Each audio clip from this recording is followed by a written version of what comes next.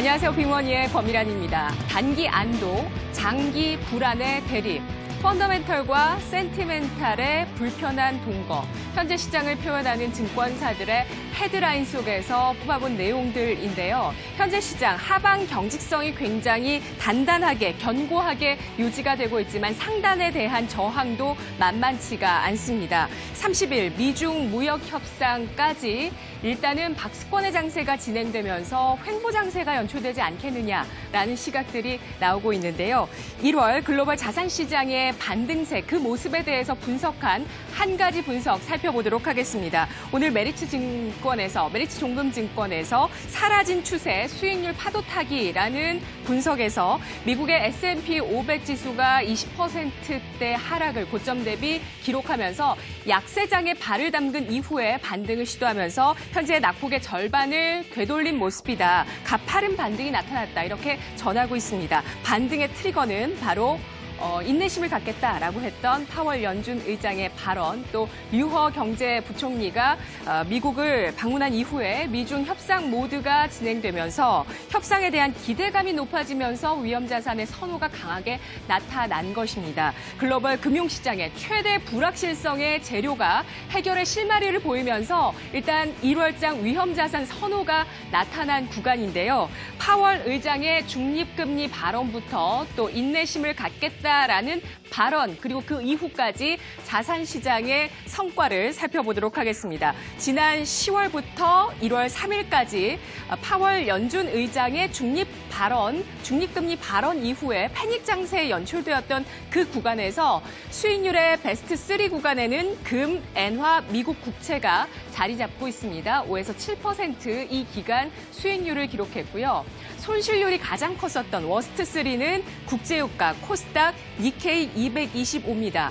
WTI가 38.4%의 급락세를 보였고 이 기간 코스닥과 일본 주식시장이 17%의 낙폭을 기록했습니다. 그리고 1월 4일에 있었던 미국 전미 경제학회에서 파월 연준 의장이 금리 인상에 인내심을 갖겠다라는 발언을 한 이후에 지금까지의 주식시장, 자산시장의 현황 살펴보겠습니다. 다음 그림입니다.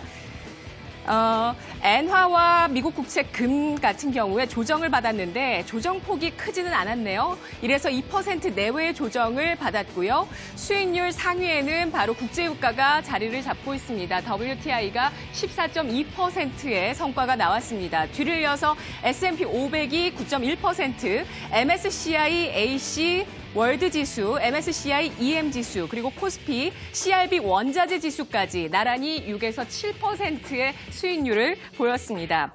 지금부터의 고민은 기술적으로 낙폭의 반 정도를 되돌렸는데 과연 추가적인 위험자산 선호가 나타날 수 있겠느냐라는 그 대목이 될 텐데요. 두 가지가 걸립니다. 보시죠. 경기 둔화, 움직임, 여기에 유동성 공급이 더는 늘지 않을 것 같다라는 근본적인 우려 때문에 다시 한번 전 고점까지 가기에는 위험자산 강세에 대한 동력이 부족하다라는 것인데요. 당장은 글로벌 경기 모멘텀이 그리 나빠지지 않을 것이라는 기대까지 우세하게 되면서 위험자산 선호가 좀 더 이어질 가능성이 높겠다라고 보고 있는데요. 또 주가의 바닥이 2분기가 아니라 1분기에 나올 수 있겠다라는 기대감까지 현재 그 가능성을 타진하고 있습니다. 오늘 코스피와 코스닥이 저항 돌파를 시도하는 부분도 바로 이러한 대목을 반영하고 있기 때문이겠죠. 메리츠 종금증권은 미국과 유럽의 경기 사이클의 바닥 확인까지는 시간이 다소 필요하겠다라면서 경기가 먼저 나빠졌었던 중국 선행지수가 바닥 확인에 대한 기대가 좀 더 높아지고 있고 중국 경제에 연동된 한국 경제 같은 경우도 1분기 중에 경기 바닥이 예상되고 있다라고 전망하고 있습니다. 하지만 어느 정도 되돌림은 진행된 상황이고요. 추가적인 상승을 위해서는 정말 뭔가 더 재료가 필요하다라고 이야기하고 있는데요. 경기 바닥 확인 과정 이후에 하반기에 경기 사이클 전체가 반전되기 위해서는 뭔가 원동력이 필요하다는 것입니다. 무역전쟁 말고 다른 재료를 이야기하고 있는데요. 메리츠종금증권은 새로운 수요의 창출이 나타나는 산업이 필요하다라고 이야기하고 있습니다. 최근에 팔라듐 가격이 이렇게 보시다시피 사상 최고가를 경신하고 있는데 배기가스 이슈가 불거진 이후에 전기차와 수소차 쪽에 원재료로 쓰이고 있는 팔라듐의 수요가 급증하면서 그 원재료의 역할이 부각이 되면서 현재 이러한 가격 흐름을 보이고 있다라고 분석을 하고 있습니다. 올해를 원년으로 전기차 혹은 수소차 그리고 자율주행차까지 이것이 활성화되었을 때 하반기에 생각보다 경기를 지지할 수 있는 반등까지 이끌어줄 수 있는 힘이 생길 수 있을 것이다. 이것을 체크하자라고 전하고 있습니다. 새로운 자동차가 좀 많이 팔려야 되겠는데요. 현재 주식시장은 지수 저항 속에서도 1월 휴가 장밋빛 색채를 뿜어내는 정말 시세를 분출하는 그러한 종목들이 굉장히 속출하고 있는 양상입니다.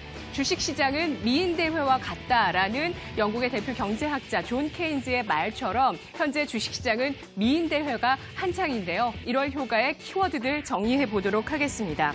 지난 1월 1일 김정은 국무위원장의 신년사 속에 완전한 비핵화로 나아가려는 것은 나의 확고한 의지다라고 하면서 향후 조건 없는 개성공단과 금강산 관광 재개의 의지가 있다라고 발언했습니다.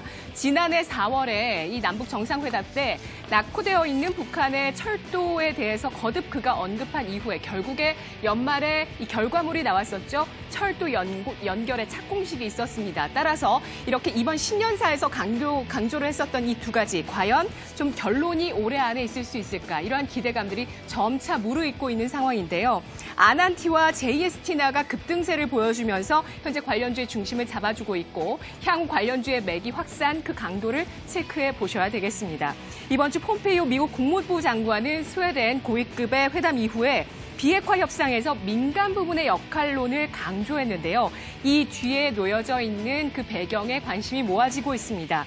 비핵화에 성공한다면 북한 인프라 건설을 민간 부문에서 맡게 될 것이다 라고 처음으로 이 제재 완화의 구체적인 모습들을 그가 이야기를 하게 된 것인데요. 북한이 강하게 현재 요구하고 있는 것으로 알려지고 있는 금강산 관광, 개성공단 이것을 위한 사전 포석이 아니냐 이런 분석도 나오고 있고요. 이 발언 이후에 현대상사와 포스코그룹주 같은 종목들이 어제장 강세를 보였습니다. 자원 개발에 대한 이야기들 그리고 인프라 쪽은 또 전기 빼놓을 수가 없겠죠. 관심 있게 지켜보시기 바라겠습니다. 더불어서 인도적인 지원 가능성에 대해서도 그 가능성 커지고 있는데요.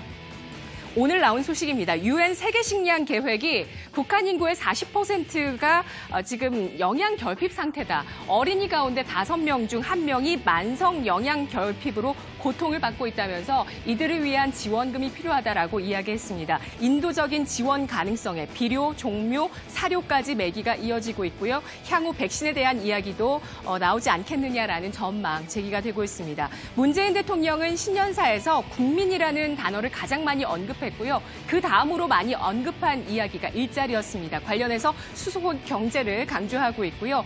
제3인터넷 은행에 대한 윤곽까지 나오게 되면서 핀테크 또 오늘 배당에 대한 강조까지 대통령이 직접 했습니다. CES 2019에서는 키워드를 이렇게 요약할 수 있는데요. 5G, AI, 로봇, 콘텐츠, 디스플레이의 혁신입니다. 자, 여러분 이 가운데서 올 한 해를 쭉 이끌어줄 수 있는 강력한 키워드 한 가지 찾아보실 수 있으시겠습니까? 여러분만의 강력한 근거와 또 상상력을 가미한다면 충분히 찾으실 수 있을 겁니다. 이 시각 주요 경제 뉴스 오상혁 아나운서입니다.